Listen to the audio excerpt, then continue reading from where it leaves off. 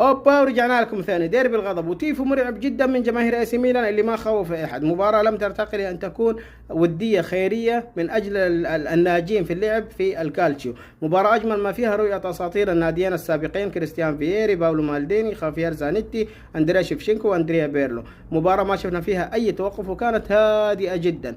يا رجل انا ما شفت احد ولع سيجارة في المدرجات، بالرغم اننا نحذر من التدخين وضد هذا السلوك. مباراة صراحة لم ترتقي لأن تكون في نصف نهائي دوري أبطال أوروبا. مباراة وكأنهم يلعبون من أجل الاحتفال بالوصول أحد الفريقين إلى النهائي، وكأن الإنتر وضع في ورطة بمقابلة الفائز بمانشستر سيتي وريال مدريد. مباراة ما فيها غير 3 كروت صفراء فقط. لو عبد البواب ورمضان الحلاق لعبوا ديربي من أجل كوب قهوة لشفنا فيها 3 كروت صفراء و7 كروت حمراء وخلع في الكتف وكسر في المرفق. لا أحد يجي يقنعني إنه هذا ديربي الغضب. ديربي الحب والحنان وديربي الوجوه الطيبة. سلام.